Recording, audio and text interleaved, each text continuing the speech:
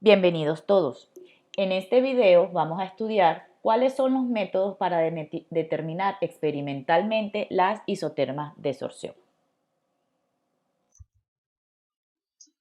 La determinación experimental de las isotermas de sorción se puede realizar por dos métodos principalmente: los métodos manométrico o higrométrico y el método gravimétrico.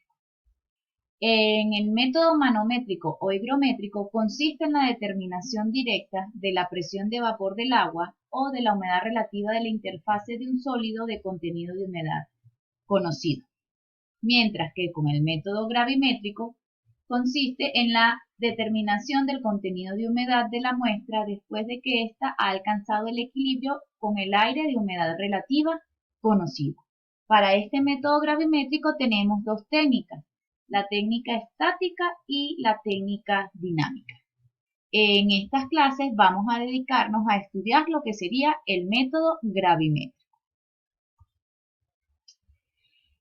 Como vimos, existen dos técnicas: la técnica estática y la técnica dinámica.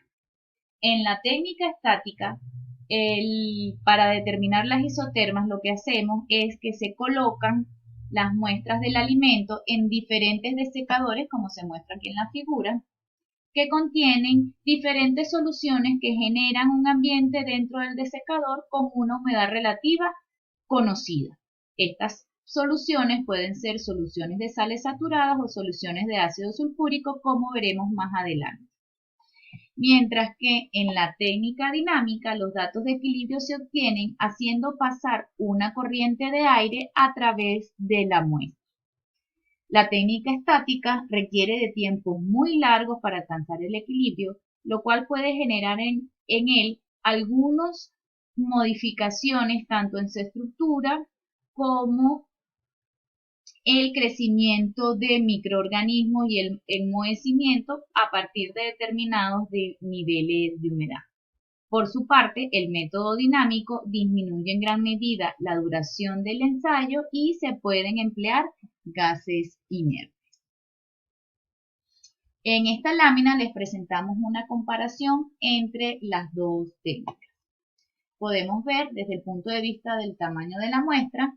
La técnica estática empleamos muestras entre 1 a 2 gramos, mientras que para la técnica dinámica el tamaño de la muestra es mucho menor, de 5 a 1000 miligramos.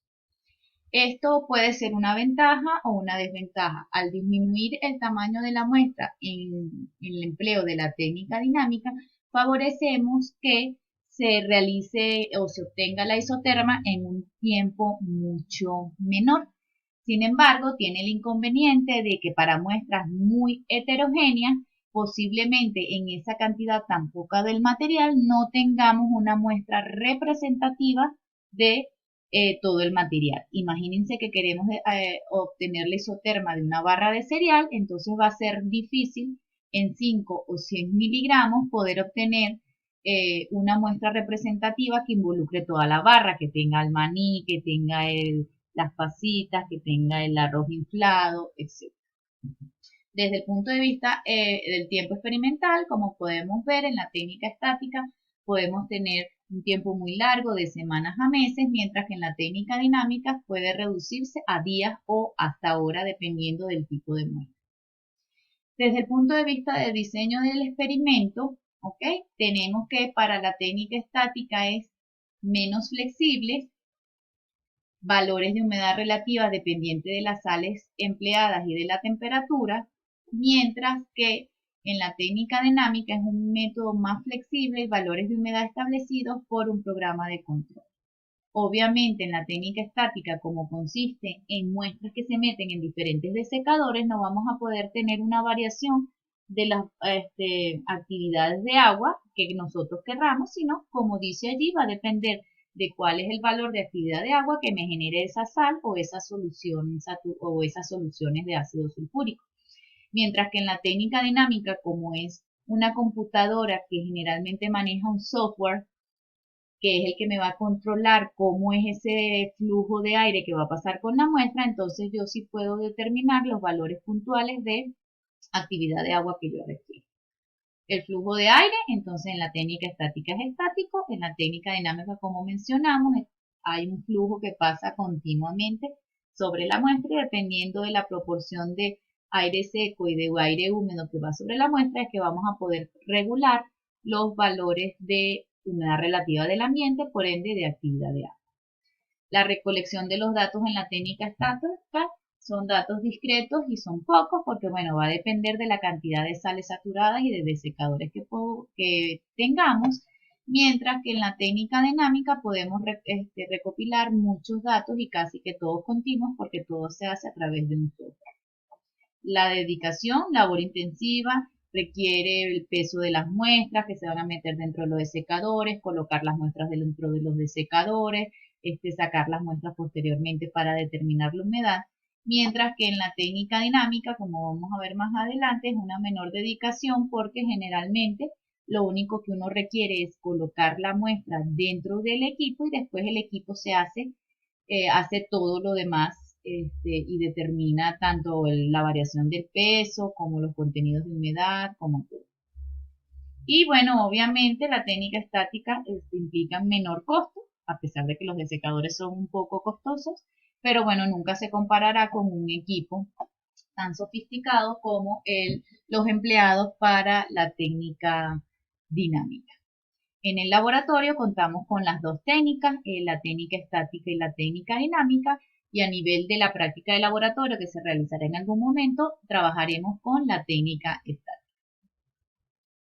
Como vimos anteriormente, como les mencioné, en la técnica estática para poder obtener los diferentes ambientes de humedad, lo que hacemos es que colocamos las muestras dentro de un desecador y aquí abajo del desecador se coloca bien sea soluciones de sales saturadas. Entonces fíjense que aquí tenemos una tabla con diferentes tipos de sales saturadas que podemos emplear, las diferentes temperaturas y los valores de actividad de agua que se consiguen a esas diferentes temperaturas para las diferentes sales.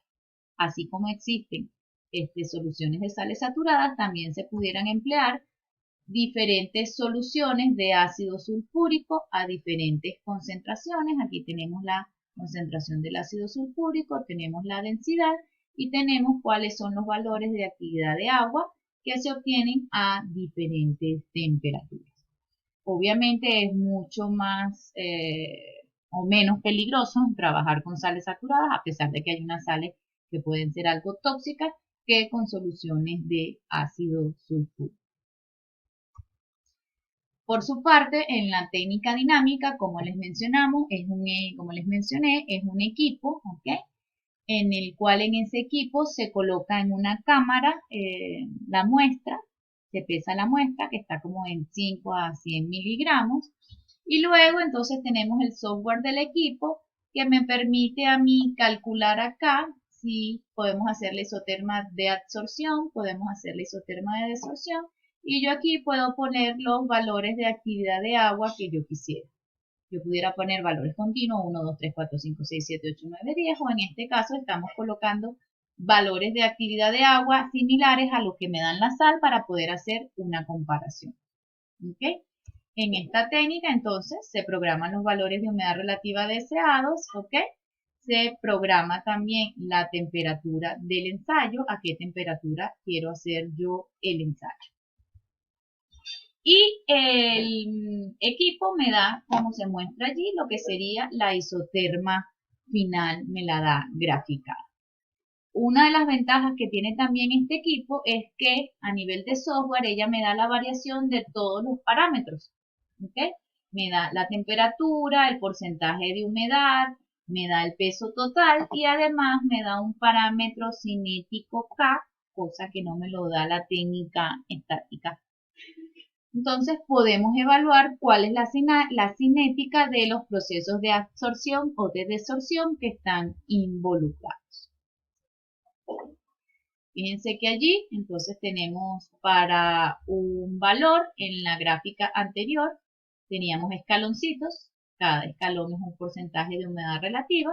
Aquí en esta gráfica estamos viendo un valor solamente de porcentaje de humedad, entonces se ve Cuando alcanza el porcentaje de humedad, aquí el equipo va a ir determinando cómo es la variación del peso, en este caso es la ganancia de peso, y bueno, ella determina en equilibrio cuando ya el peso no sea constante. Una vez de que el equipo alcance el equilibrio, entonces toma ese valor de peso y toma ese valor de porcentaje de humedad relativa, es decir, de actividad de agua, y lo grafica en la isoterma. ¿Okay? Aquí tenemos para otro porcentaje de humedad diferente.